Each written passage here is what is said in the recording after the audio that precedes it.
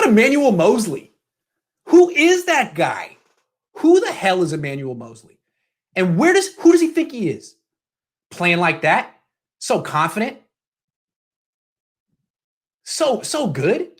He just steps in there and just thinks he's a good NFL player, a starting caliber corner? I mean, the ego on that guy to just step in there and secure a job for himself and a career and a future for his family. I mean, what a narcissist. No, I love Emmanuel Moseley. I love the undrafted free agent stories.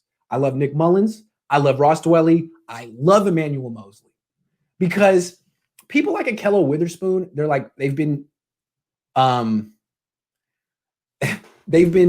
marked. They've been given the mark of success. Greatness was thrust upon them at a young age.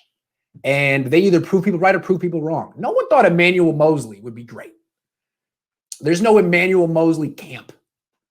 You know, he just made it happen for himself.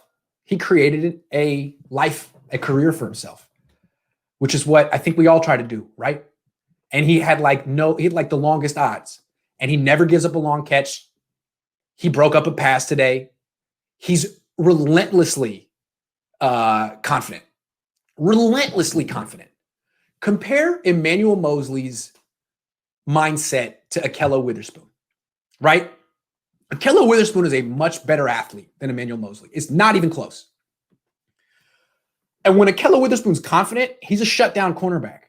But Ahkello Witherspoon hasn't been confident in a year. I mean, he had one bad game against Pittsburgh. He had one injury, missed a month and a half, comes back and loses it all. It's a total head case. And they're still waiting like, man, if he could just have one good game, if he can just just one good game, he'll regain that confidence. You don't have to talk about that with Emmanuel Moseley.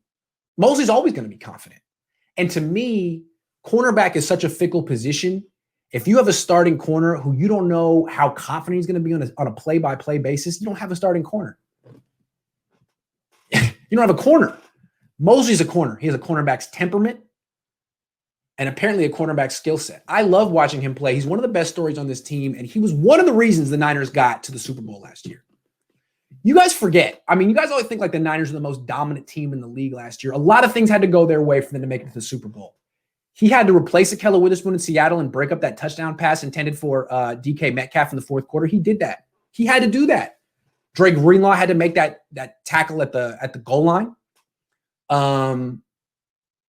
He saved their season last year. He's kind of a stud. I mean, he might be a playmaker. He might be on the Dre Greenlaw spectrum of guys the Niners had no expectations for and then ended up becoming key members of their team. Key members. I mean, Ahkello, you can't count on him. Sherman's getting old. Moseley, that's almost a guy you like. I mean, you don't avoid him, but there's no reason to throw at him because you know he's got good coverage. I talked about Ahkello, right? I mean, God. We're thinking, here's the game. He just needs a positive game. He needs one good game so we can get back on track. He's going against the Jets. Tailor-made.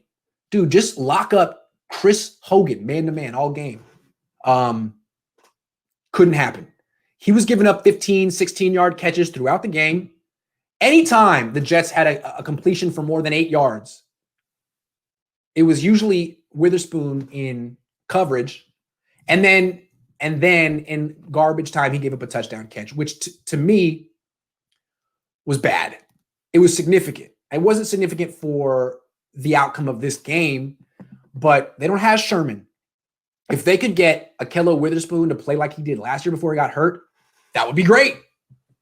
But again, they need him to make it through an entire game without getting burned so they can show him the film on Wednesday or whatever and be like, look, Ahkello, you played well. You're a good player. We tried to tell you. Believe us.